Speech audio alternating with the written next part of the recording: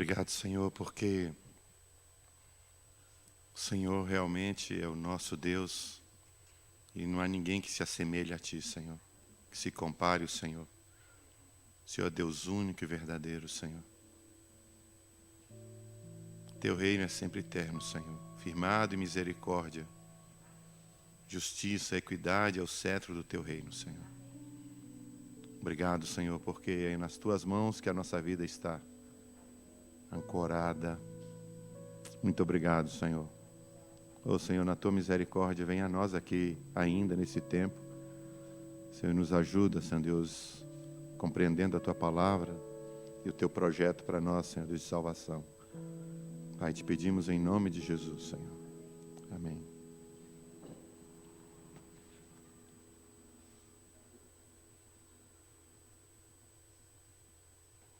Irmãos,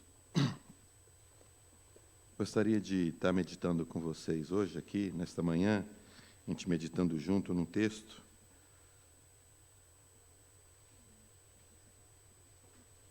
Me lembrei de um texto que o Senhor falou sobre Israel. Não me recordo agora direito, mas aquele texto que ele fala quando ele a encontrou, né? Que ela estava à beira do caminho, toda ensanguentada. Ezequiel, né?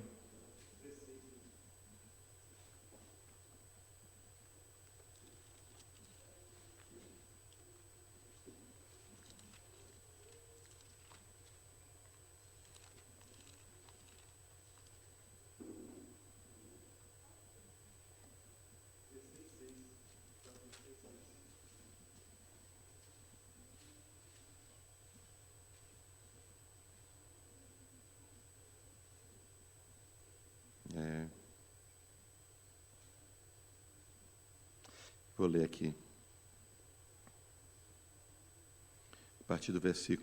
Vou ler a partir do versículo 4 até o versículo 6. E quanto ao teu nascimento, no dia em que nasceste, não te foi cortado o umbigo, nem foste lavada com água para te limpar, nem tampouco foste esfregada com sal, nem envolta em faixas. Não se apiedou de ti, olho algum, para te fazer alguma coisa disto. Compadecendo-se de ti, antes fosse lançada em pleno campo, pelo nojo da tua pessoa no dia em que nasceste.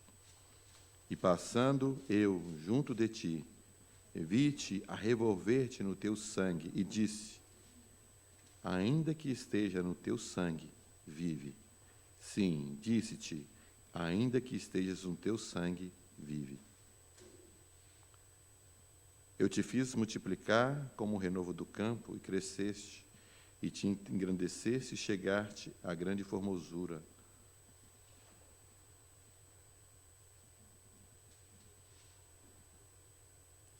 É um texto muito bonito, esse texto de Ezequiel 16, falando sobre o Senhor para com seu povo, né? Ninguém se apiedou de nós a não ser o Senhor. Ninguém veio a nós a não ser o Senhor, né? Então, isso dá um conforto para a gente, porque o Senhor nos amou. O Senhor nos amou. Não tinha ninguém, né? Todos nós na mesma condição de pecado, o Senhor nos amou, o Senhor veio a nós. Não tem ninguém justo para que atraísse a atenção de Deus. Ele veio a nós por amor. Irmãos, eu gostaria de que a gente meditasse alguma coisa nesta manhã sobre sendo transformado à imagem do Filho de Deus. E para nós, às vezes, fica muito difícil da gente compreender essa questão, mas eu acho que se a gente conseguisse ter uma ideia que Existem duas naturezas,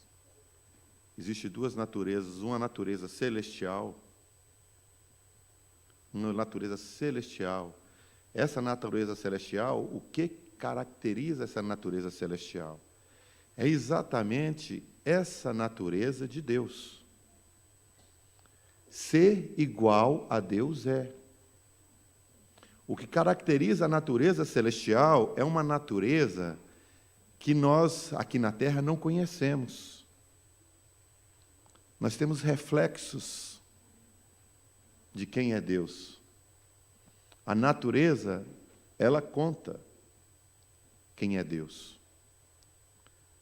E essa natureza, ela é regida. Essa natureza é regida por Deus. A natureza, a gente tenta compreender quem é Deus pelo que está exposto a nós na natureza. Eu gostaria de... A gente fica caçando palavras, né? Mas é difícil de tentar passar o que é tão difícil, às vezes, para a gente mesmo compreender, mas quando Jesus fala que Ele e o é um, são um, dois, mais o Espírito Santo, essa natureza, é essa natureza que Deus quis compartilhar com o homem. Ou seja, Deus, em tudo aquilo que fala dele, daquilo que ele é o que é o homem celestial. O homem celestial não é outra natureza de Deus. O espiritual, ele não é diferente do seu Criador. Ele é exato, é igual ao Criador. Não pode haver diferença, não pode haver sombra, não pode haver variação entre o que é o homem celestial e o que é Deus. Tem que ser exatamente igual. Esse é o homem celestial. O homem natural. O homem natural, ele é um homem que ele foi vendido ao pecado, portanto, nele existe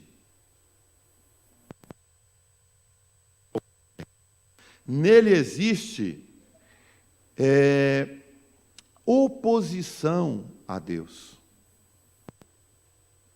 O homem natural, ele não precisa de nenhum elemento para que ele veja em Deus o seu opositor. Existe no homem natural, no homem terreno, algo que não é compatível com o que é o homem celestial.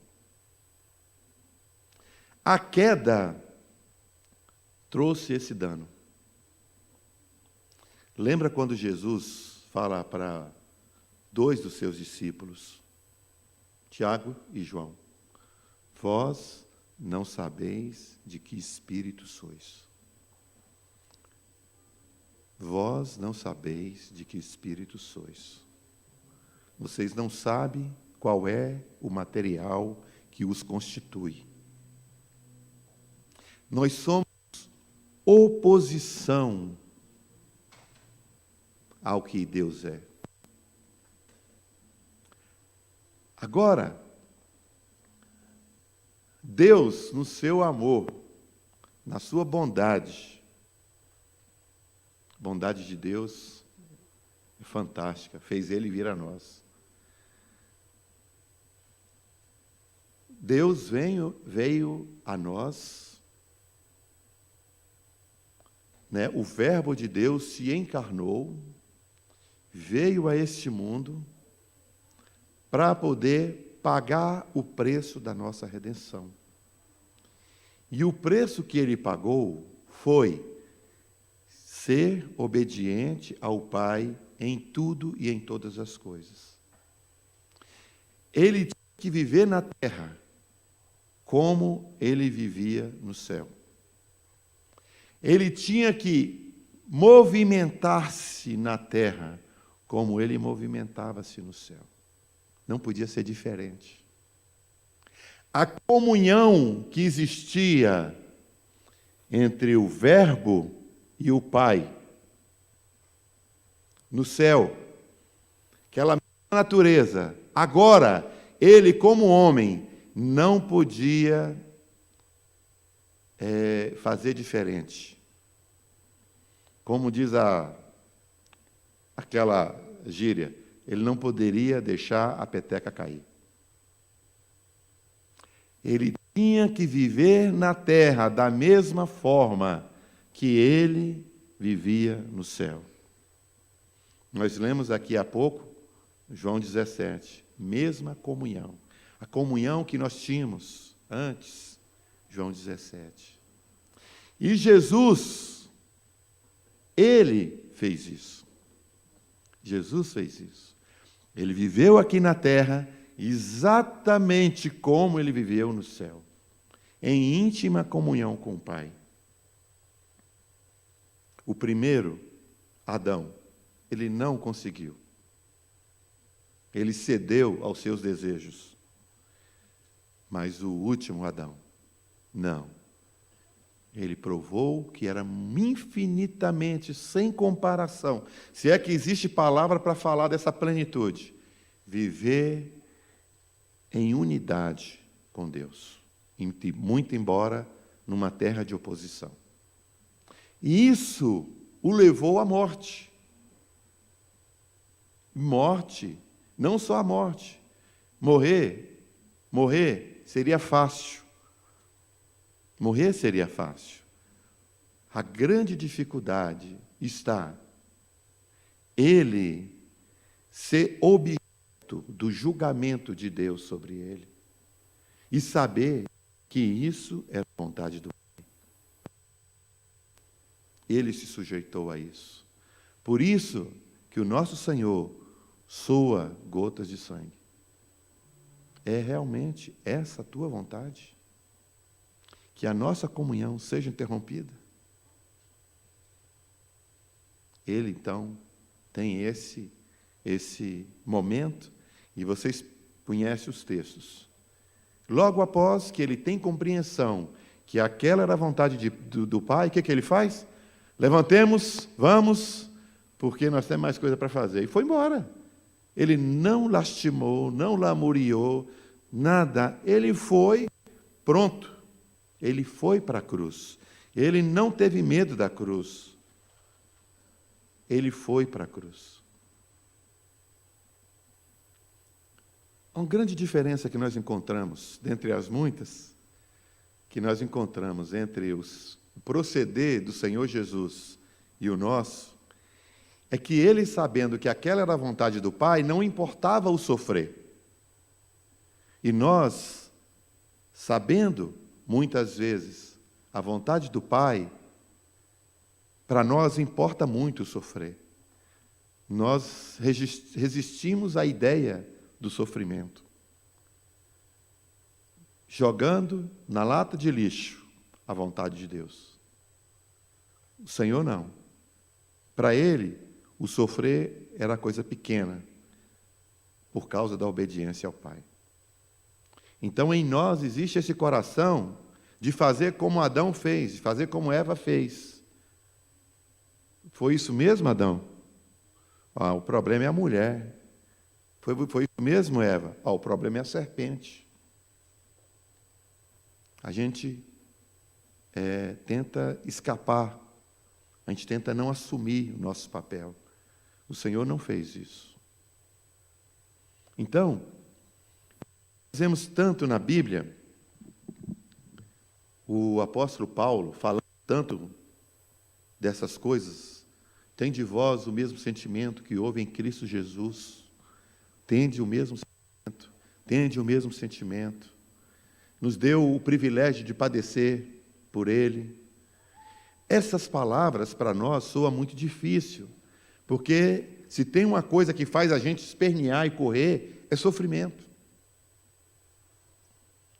Nós temos um negócio chamado os nervos, passa aqui, que ele sente dor só de pensar na dor.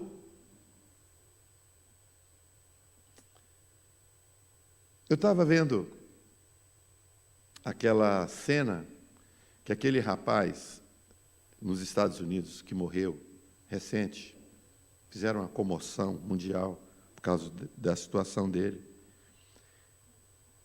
O rapaz, ele tinha acabado de entrar num comércio e passar uma nota falsa, comprar um produto com a nota falsa. A polícia foi chamada para averiguar o caso. E o rapaz, então, está no carro quando a polícia chega. Só que tem um elemento. O rapaz, parece que ele sofria de claustrofobia. Ele tinha um problema de claustrofobia. Ele tinha, só de pensar em ficar preso, ele entrava em agonia. Então, quando você vê que a polícia chega até ele, ele já está morrendo, ele já está assombrado. Eu não quero morrer, não me mate não me faça isso e tal. A ação dele, por causa do problema dele, já gera na polícia que está chegando uma outra reação. Eles não estão sabendo do problema do cara. E aí eles imprimem mais força contra aquele rapaz. Eles imprimem mais força, mais agressão. E aí o quadro se monta, resultando na morte do rapaz. Nós temos medo de sofrer. Nós temos medo da morte. Nós temos medo dessas coisas. O Senhor não tinha medo dessas coisas, porque Ele estava seguro em quem a vida dele estava, na mão de quem estava a vida dele. Aí, conversando sozinho. Irmãos, gostaria que a gente lesse Hebreus 10, 2, 10 a 13. Diz assim: porque convinha que aquele para quem são todas as coisas e por meio de quem tudo existe, em trazendo muitos filhos à glória, aperfeiçoasse pelos sofrimentos o autor da salvação deles. Pois tanto que santifica como os que são santificados, vêm todos de um só. Por esta causa, ele não se envergonha de lhes chamar irmãos, dizendo: anunciarei o teu nome a meus irmãos, cantar-te-ei louvores no meio da congregação, e outra vez, porei nele a minha confiança, e ainda, eis-me aqui e os filhos que Deus me deu. Irmão, nesse texto fica muito claro que o projeto de Deus na redenção do homem é que ele vai ter muitos filhos igual ao Filho amado. Ele vai ter muitos filhos iguais ao Filho amado. Embora a nossa natureza seja outra, ele vai ter muitos filhos iguais. E agora nós estamos no processo. Irmãos, presta atenção numa coisa. Quando nós nos machucamos e tentamos, sei lá, pode ser espremendo uma espinha, pode ser que cortou a mão, ficou alguma cepa na mão, alguma coisa. Ou às vezes é uma questão de doença do sangue. O que acontece? Nós temos um processo do corpo jogar para fora a impureza, não é isso? A chamada inflamação. Uma infecção é gerada. O corpo trabalha para jogar para fora aquele corpo estranho. Então surge aquelas bolinhas de pus. Aquilo ali é o resultado de um processo para isso, algo que não pertence ao corpo. E aquele processo é doloroso. O processo é doloroso. A pele estica e vira uma confusão, o negócio machuca aqui, já dói aqui do lado. O dente, então, é terrível. O dente machucado está de cá, você está sentindo a dor do outro lado. Fica o corpo todo desequilibrado. Mas o que o corpo está fazendo? Ele está tentando jogar para fora algo que não lhe pertence. E esse processo dói. Não é um processo indolor. Muito pelo contrário, traz dor.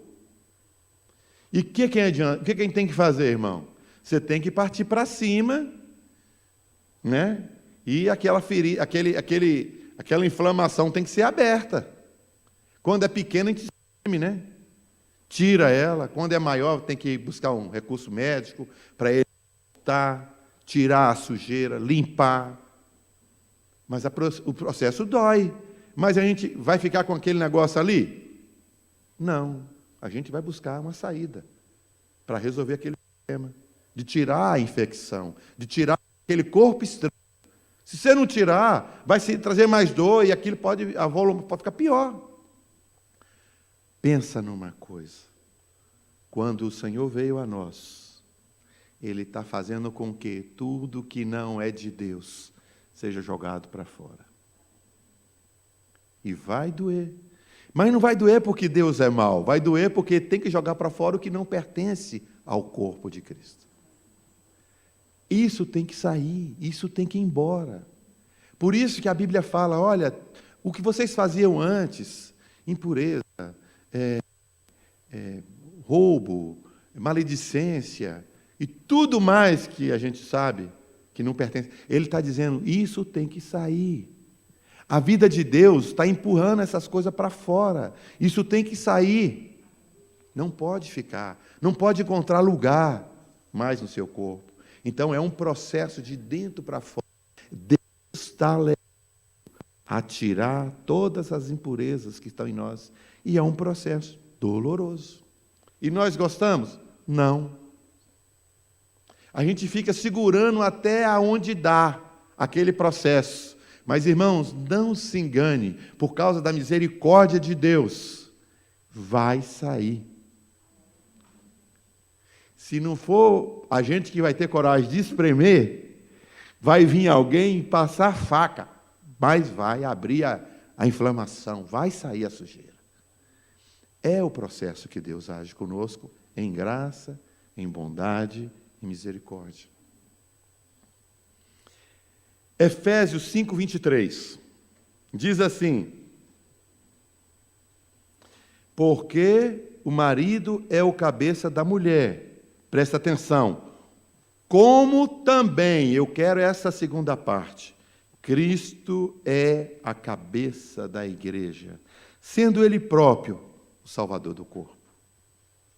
É a mesma natureza, a cabeça e o corpo tem que ter a mesma natureza.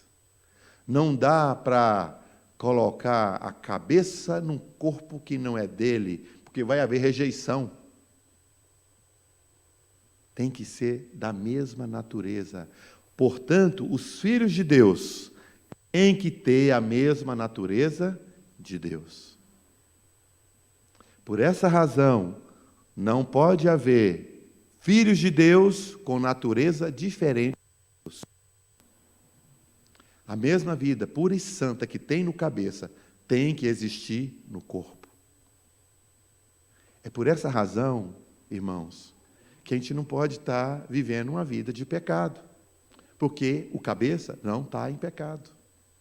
E se tiver essa condição, ele vai fazer sair essa sujeira. Os irmãos estão me entendendo? Então tá bom. Agora, 2 Coríntios 10, dos 5 e 6. Vamos ler lá. Presta atenção. Destruindo os conselhos e toda a altivez que se levanta contra o conhecimento de Deus, e levando cativo todo o entendimento à obediência de Cristo. Levando cativo à obediência de Cristo, e estando prontos para vingar toda a desobediência, quando for cumprida a vossa obediência. Nós estamos num processo hoje de sermos treinados à obediência.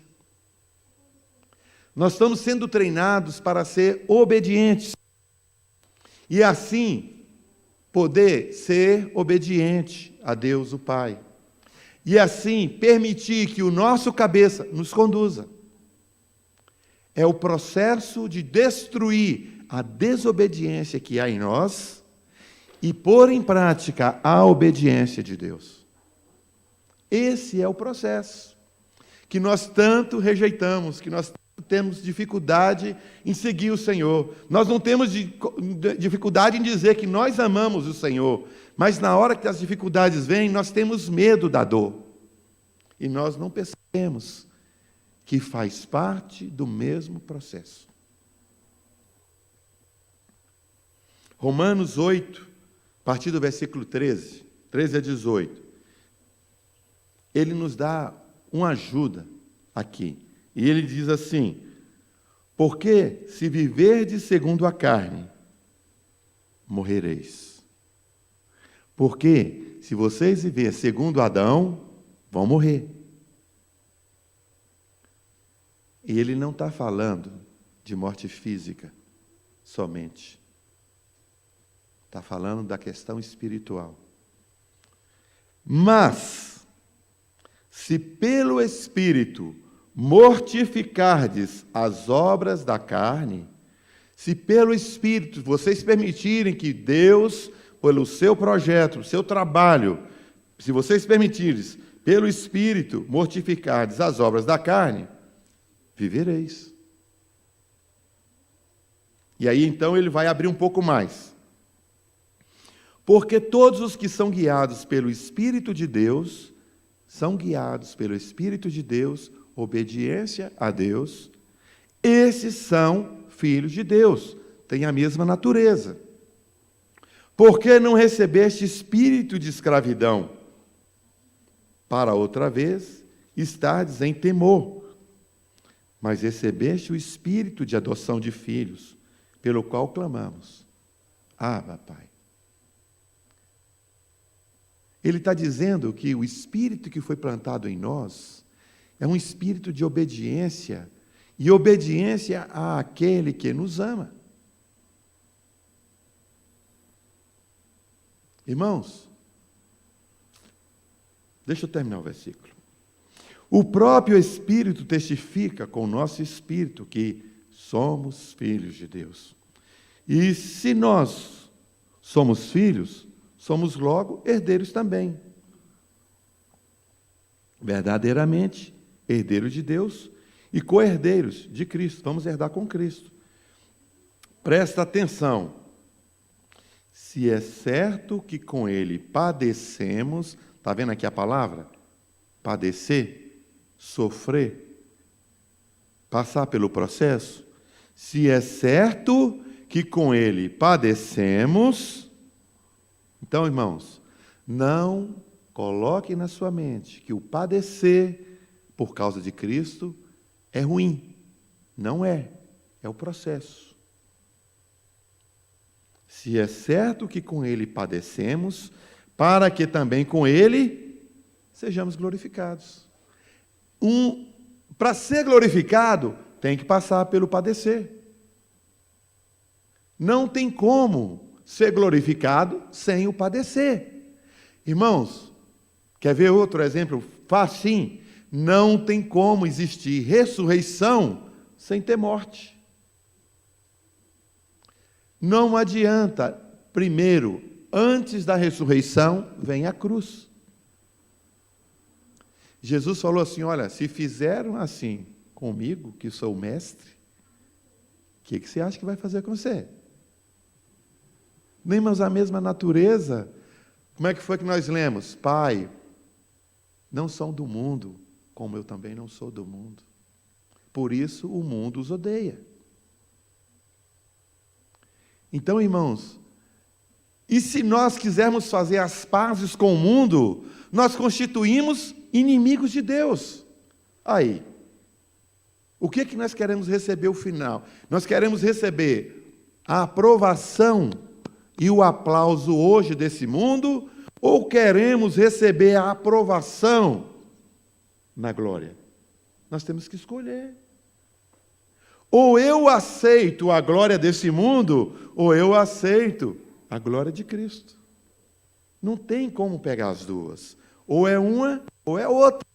A escolha é feita hoje. A escolha é feita hoje. Quando eu aceito que o mundo não tem nada a ver comigo e que ele não gosta de mim. E que eu tenho que fazer um esforço para mortificar as obras da carne, porque eu tenho que agradar o Pai. Essa é a diferença.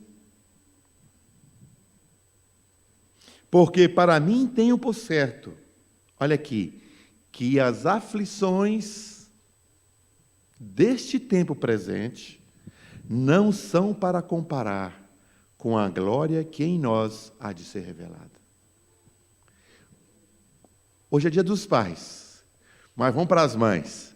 Qual a mãe que trocaria não sentir a dor,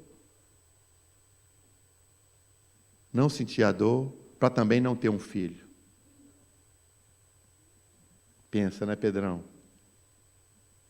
Sua mãe, será que ela preferia não sentir a dor? Ah, não, o Pedro vai nascer, eu não quero sentir a dor, não. Então eu prefiro que o Pedro não venha. Você acha que ela faria isso? Faria não. Ela prefere passar pelo processo da dor, daquele parto. Ela prefere passar pelo processo da gestação. Ela prefere passar por tudo aquilo. Mas tem um alvo de amor à frente. Algo que faz passar por cima de tudo. Faz ela passar por cima. Poxa, meu corpo vai ficar deformado.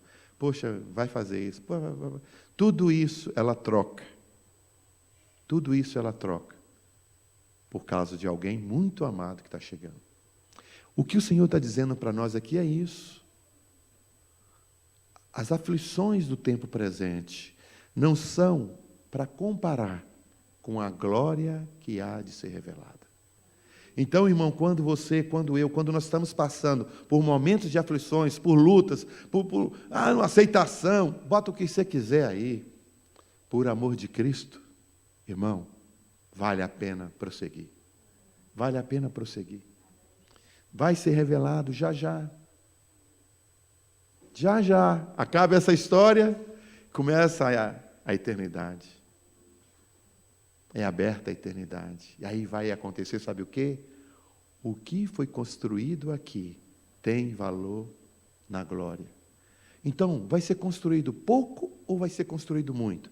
Isso depende de cada um de nós, não da graça de Deus. A graça foi dada abundante, superabundante pelo Pai. Mas nós é que temos que dispor, assim como aquela viúva, vasilhas. Nós que temos que trazer vasilhas. Pega as vasilhas, acabou minhas vasilhas, vai nas casas das vizinhas, busca vasilha para encher de óleo do Espírito Santo. Sabe por quê? Lá na eternidade vai contar quantas vasilhas você encheu aqui do Espírito Santo. Eu enchi somente uma pequena medida. Poxa, por que você perdeu essa oportunidade? Lembra do Senhor com aqueles servos?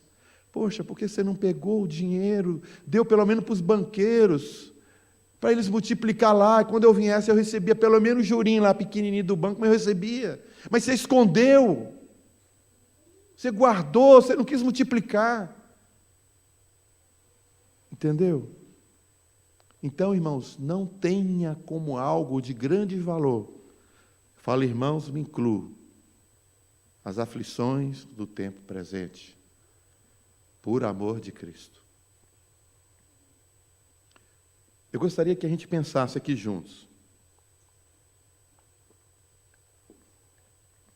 Deus falou a José, quando ainda jovem, que ele estaria numa posição de reinar sobre seus irmãos, inclusive seus pais. Um sonho alto, um sonho de grandeza. E ele ficou todo feliz com aquilo, contou para todo mundo. Sou caçula, mas Deus falou que eu vou estar no topo. Primogenitura é minha. Eu vou comandar essa família. Irmãos, ele falou aquilo, não foi? Porque Deus falou para ele. Mas e o processo? Se Deus tivesse falado do processo, será que ele teria aceitado a proposta? Ele teria fugido, eu creio. Ser vendido, afastado de meu pai, de minha mãe. Não, quero isso não. Ser acusado, ser preso. Sabe? Eu creio que o José não toparia, não. Se pensar por mim, eu ia ter medo. Mas, irmãos, aquele ato do José ser conduzido por Deus e aceitado a condução de Deus, o levou, apesar das aflições, o levou a uma posição. Irmãos, José não estava mais preocupado se ele era o governador do Egito. Ele estava atento a cuidar do seu povo, da sua família. O coração dele era outro, irmão. Não tinha soberba de antes. Eu sou o governador, eu estarei... Não, não tinha essa. A palavra do José é: vós intentastes para o mal, porém, Deus intentou para o bem. Eu não quero fazer mal a vocês. O coração era outro. Então, irmãos, a gente podia achar, não, o José agora chegou, vai vingar todo mundo, vai descer o cacete, pá, vai bater em todo mundo. Irmãos, não é assim. Aquelas muitas dores, aqueles muitos sofrimentos, o levou a compreender melhor o plano de Deus. E quando os filhos dele são chamados para colocar na posição de primogênito, Efraim e Manassés, quando porção dobrada, e vai ser chamado pelo nome do pai, os filhos de Jacó. Quando isso acontece, não tem orgulho no coração do José. Não tem. Ele tornou-se para aquela família um pai. Não foi outra coisa. Ele falou: eu cuidarei de vocês. Ele tornou um pai. Ele dispendiou. Foi amor. Não foi revolta. Olha para o Paulo. Paulo, olha, eu mostrarei nesse vaso como importa padecer pelo meu nome. Ele vai pregar para reis, ele vai pregar para governadores, vai estar entre os grandes, mas não falou que era preso. Aí não falou que era preso.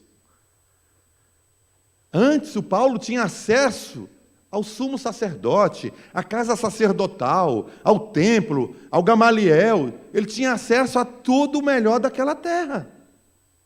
Mas agora, o Paulo está dizendo: olha, você vai ter acesso a gente muito maior. Só que o percurso não foi revelado. Mas o Paulo sabia que ele não ia desviar do propósito de Deus. Ele diz assim: olha, pelo que, rei Agripa, não fui desobediente à visão celestial. Não fui desobediente.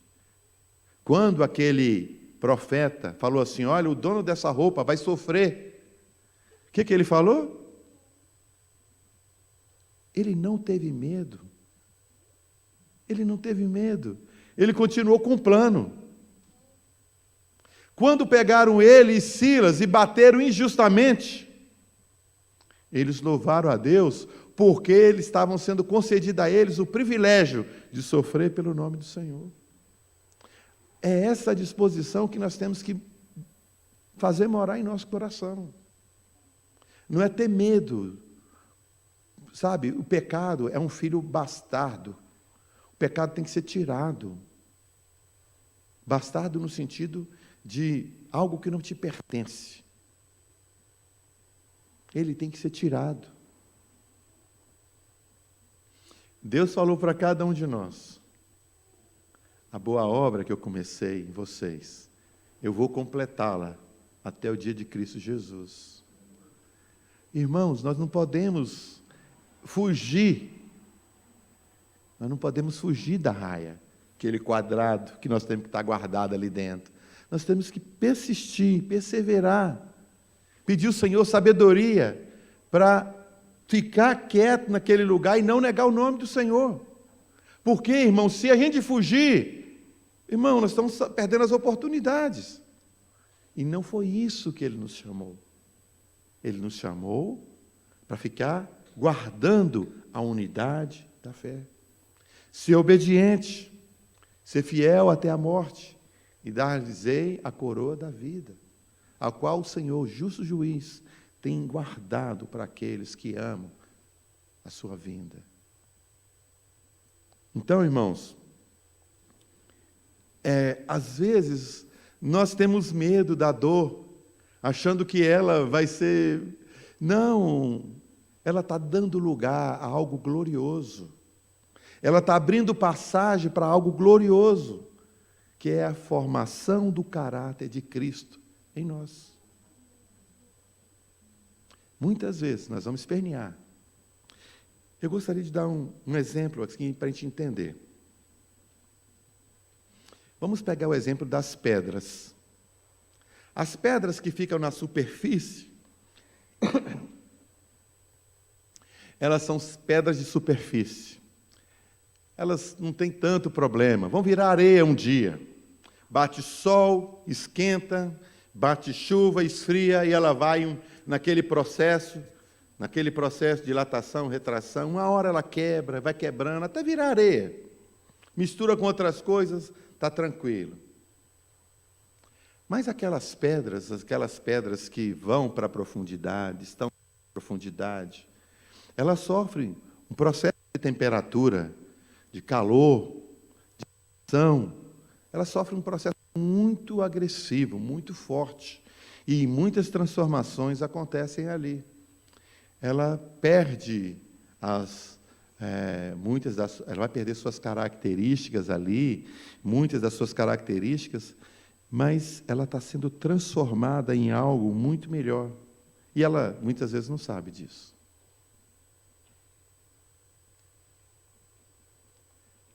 Aquele processo, em um determinado momento, vai jogar aquela pedra para a superfície.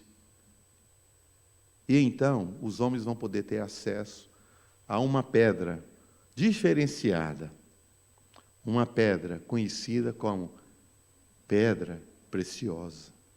Por que ela é preciosa? Porque ela é diferente das outras pedras. Não é fácil encontrar aquelas pedras.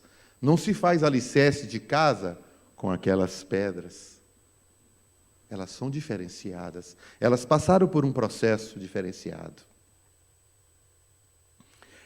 Agora, uma coisa é você ter uma pedra preciosa. Outra coisa é você ter uma joia. Eu posso ter uma pedra preciosa e eu não tenho coragem de botar ela no pescoço nem no anel, porque ela é preciosa, mas ela ainda está com o formato dela antigo, ela preservou ainda aquela casca dura, feia, ela preservou algumas trincas, ela preservou algumas coisas. Eu vou andar com aquilo, que valor tem aquilo?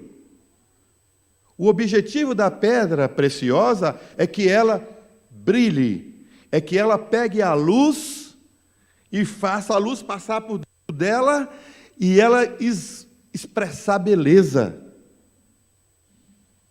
De forma que até no escuro ela tem que mostrar sua beleza. Até no escuro ela tem que mostrar sua beleza. Mas o processo de uma pedra preciosa bruta a uma pedra preciosa, joia, leva um momento aqui. E é exatamente desse momento que eu estou falando. É entre eu pegar uma pedra preciosa bruta e transformá-la em uma joia. No meio desse caminho, tem uma pessoa, tem um lapidário. Ele é o cara. Ele pode pegar aquela pedra e transformá-la em algo de muitíssimo valor, ou ele pode destruir uma pedra preciosa. Tudo vai depender da capacidade do lapidário. se ele não for um bom lapidador, ele não vai conseguir tirar o melhor daquela pedra bruta. Mas a Bíblia fala que o nosso lapidador é incomparável. Nada se assemelha a ele, não perde nada. Então, eu queria falar algo pouco aqui antes de finalizar sobre isso. A pedra, para se tornar uma joia de valor, ela tem que ter 4 características principais aqui. O tamanho. Irmãos, a pedra, a gema, de valor, a pedra de valor, ela é medida em quilate. E você precisa de 5 quilates para fazer 1 grama. Olha para você ver. Cada quilate é 200 miligramas. Você precisa de 5 quilates para ter 1 grama. 1 grama é tão pouquinho que a gente nem conta ele, Tão pouquinho que é. Mas pedra preciosa tem uma gente. É uma balança que pega pequenos pesos. Então, 5 quilates, 1 grama. Você tem pedra de 1 quilate, 2 quilates, 3. As pedras, as gemas preciosas, você não encontra ela em toneladas. Você não encontra ela nos quilos. Você encontra elas em pequenas quantidades. Quando você pega, então, uma pedra dessa, você tem que ter em vista que muito dela é desse processo. Tem outra coisa que é importante. Um é o tamanho, outro é a cor. As pedras, é interessante que quanto mais, com exceção do diamante, e se eu não me engano, da turmalina, que elas são mais claras, que tem valor as mais brancas, as demais todas, a que tem valor é a que traz aquela cor forte, mais forte. Quando o vermelho é mais vermelho, quanto o verde é mais verde, mais valor tem. Isso quer dizer que o profeta comeu direitinho lá, cozinhou e deu pressão direitinho. A cor. E outra coisa aqui, com respeito à cor, é que a cor tem que ser bem definida. Bem definida. Não pode ter variação. Tem que ser bem definida. E ela tem que ser uniforme. Você pega uma pedra que aquela é mais vermelha, aquela esclarece. Não, ela vai perdendo valor. Ela tem que ter cor uniforme. O processo tem que ter passado por toda ela. Outra característica, pureza. A pureza fala que essa pedra não pode ter trincas internas. No processo de formação dela, às vezes outras coisas ficaram. Então, aquelas outras coisas, aquela sujeira impede o valor daquela pedra. Então, uma pedra de bom valor, de alto valor, ela não deve ter no seu interior trincas, nem outros metais ali dentro, outros minerais. Ela tem que ser pura. Tem que ser ímpar, uma coisa só. Porque se ela tiver uma trinca, ela pode danificar toda a pedra no processo. Você está quase acabando a pedra, ela racha, perdeu a pedra. Não pode ter trinca. Tem que ser algo coeso, tem que ser algo que você confia. E, por último, a lapidação. Se a lapidação não for boa, não adianta você ter uma boa pedra matriz. Você perde ela. Porque no processo de lapidação, é porque as pedras, ela tem grau de dureza. E a pedra que tem uma dureza maior, ela trata com a pedra de dureza menor. E pedra de dureza igual também se trata. E o diamante, na escala de 1 a 10, o diamante é o que tem a dureza maior. E a que está em 9ª posição é 150 vezes mais mole do que ele. Olha para você ver a dureza do diamante. O estado que ele chega. Então, as pedras de dureza menor, a forma de lapidação dela é diferente. Então, quanto mais macia é a pedra, ela vai ter uma lapidação recomendada mais abaulada, arredondada. Quanto mais dura a pedra, ela vai aceitando você facetar, cortar. Então, quando você pega, por exemplo, uma esmeralda, que não é uma pedra muito dura, você tem a lapidação que ela suporta. Até ali dá para ir. Então, vai ser aquela mesa em cima, as lapidações do lado. E elas têm, as lapidações, é interessante, que elas têm que ser iguais, mesmo ângulo, para que a luz entre nela e possa sair brilhando. A luz tem que entrar e sair. A luz não tem que sair por baixo, tem que voltar por cima. Isso que faz uma pedra ser importante. Bateu luz nela, brilha toda. Porque ela foi trabalhada de forma a refletir a luz, a não deixar vazar a luz. O diamante é interessante, a lapidação do diamante.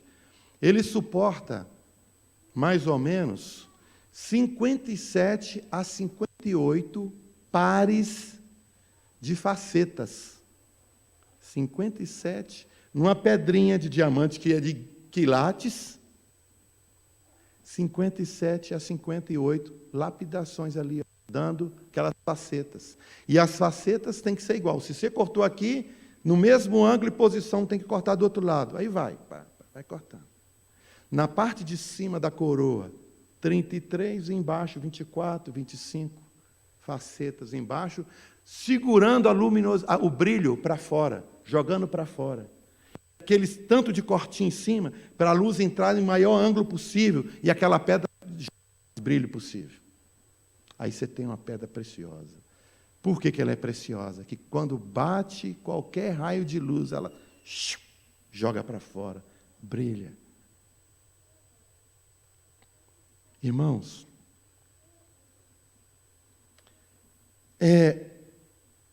no processo de uma pedra preciosa, porém bruta, você não acredita o quanto se perde. Vamos supor, guardando as proporções, que isso aqui fosse uma pedra bruta. Muitas vezes, o final é 30% ou menos da pedra que vai ser aproveitada. Mas era pedra preciosa? Era, mas só que ela estava impedindo o valor. Tem que cortar. Você tira outra casca, você tira outra casca e tira outra casca. Porque o lapidário, quando ele pega uma pedra, ele eu vou lapidar ela no formato tal. Então ele começa a cortar ela. Vai cortando, vai cortando. Quando ele tem aquele formato, ele vai olhando se ele tirou fora as trincas. Porque aquela é uma pedra de valor. Tem que ser uma pedra de valor. E ele vai tirando, ele vai tirando, ele vai tirando, ele vai cortando. E depois que ele corta tudo, milimetrado, e a pedra, sabe como é que ela é, irmão? Um pó dela mesma ou de algo mais duro que ela. E vai cortando e fica, olha, e passa, e olha, e vai de novo. Demora muito tempo para lapidar uma boa pedra. Para que no final, essa pedra, então, tenha beleza. Ela é uma pedra rara e ela também tem beleza. Irmãos, o processo de Deus é que nós, como pedras raras, sejamos também belas. Que também possamos permitir que a vida de Deus bata sobre nós e reflita ao mundo. E mostre a beleza, não nossa, mas de Cristo. O que fez aquela pedra ser preciosa não foi a gente, foi a vida de Deus. Então, irmãos, no final, para que sejamos como pedras, joias, valiosas, belas, raras, para o Senhor carregar no peito, é um processo. É um processo.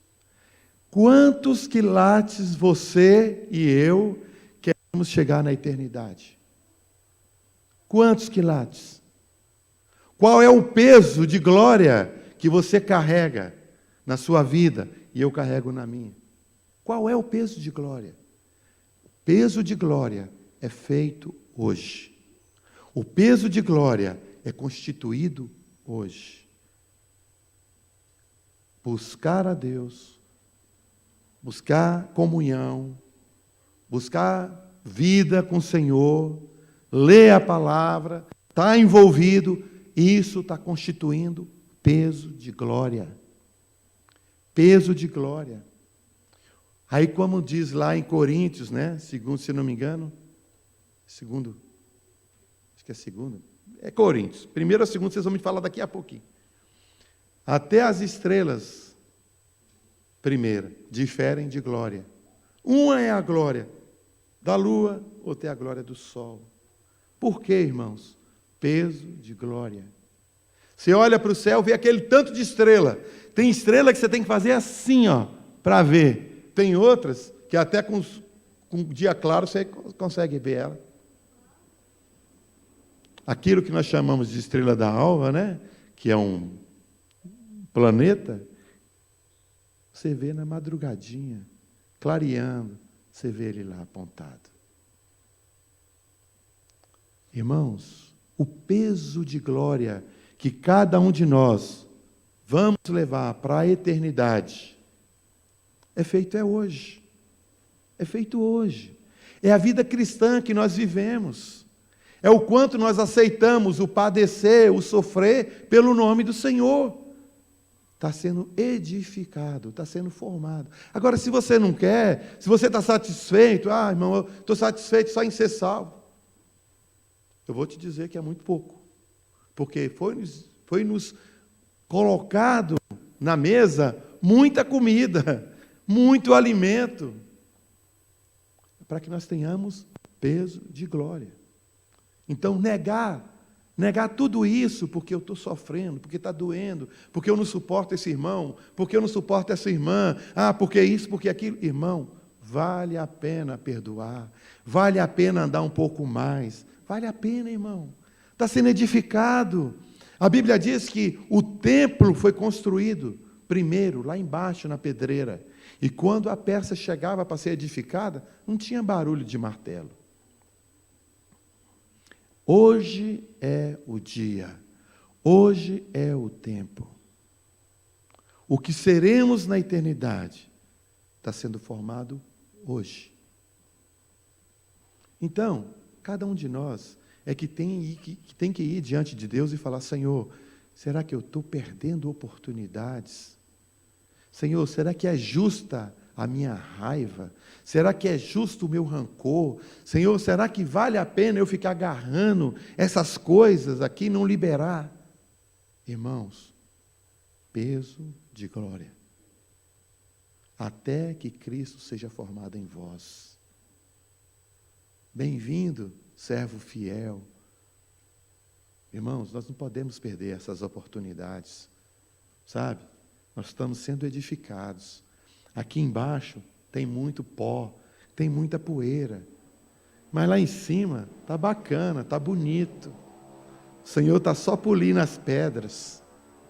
Então, irmãos, o que eu queria dizer é, vale a pena. Eu vou ler o último texto e paro aqui. 1 Coríntios 3, versículo 11 até o 15, diz assim: porque ninguém pode pôr outro fundamento, além do que já está posto, o qual é Jesus Cristo. E se alguém sobre este fundamento formar um edifício de ouro, prata, pedras preciosas, madeiro, madeira, feno, palha, a obra de cada um se manifestará. A obra de cada um se manifestará. Na verdade, o dia do Senhor a declarará, porque pelo fogo será descoberta. No dia do Senhor será descoberto o que cada um de nós edificou. E o fogo provará qual seja a obra de cada um. Se a obra que alguém edificou nessa parte permanecer, esse receberá galardão. Se a obra de alguém se queimar, sofrerá perda. Irmãos, da mesma forma, aqui é uma conta simples. Débito, crédito. Ou crédito e débito. Não é somente zero e crédito. Não. É as duas contas. Duas contas. Ou é galardão, ou é perda. Para nossa mente, falar de galardão é muito interessante, porque a gente, desde pequeno, é acostumado a ganhar. Então, eu ganhei um brinquedo, eu ganhei um isso, eu ganhei uma casa, eu ganhei um carro, eu ganhei uma blusa, eu ganhei. Galardão é fácil de entendermos, porque eu estou acumulando mais. Agora, e perda? E perda? Nós temos dificuldade de entender, mas também, na conta final, é crédito e débito. Não é simplesmente eu não ganhei. É eu ganhei ou eu perdi. Porque nós sempre achamos que o crente ou ganha galardão ou está bacana. Não, irmão, não é assim. É crédito ou débito. Ou eu ganhei galardão ou eu perdi. E o perdi é muito sério. E nós não temos noção do que é eu perdi. A Bíblia fala assim: lança ele nas trevas, as exteriores. Entregue ele aos verdugos, atormentadores. Crédito e débito. Aquele, porém, aqui, terminando o versículo, se a obra de alguém se queimar, sofrerá perda, mas o tal servo, todavia, será salvo, como pelo fogo. Como pelo fogo. Tem outro texto que fala, do crente defumado. Crente defumado. Dano da segunda morte. Dano da segunda morte. Então, irmãos, se queremos reinar com Cristo, galardão é a oportunidade. Se queremos desprezar os irmãos, a vida de Deus, tudo isso, tem problema, vírgula, né? Tem muito problema. Porque o que reserva para uma pessoa que despreza o Filho de Deus não é coisa boa. Não é coisa boa. Então, o meu estímulo nesta manhã é que a gente aproveite as oportunidades. Irmãos, somos pedras preciosas. Alguém pode olhar para nós assim, faz Sandro, e falar assim, mas, faz Sandro,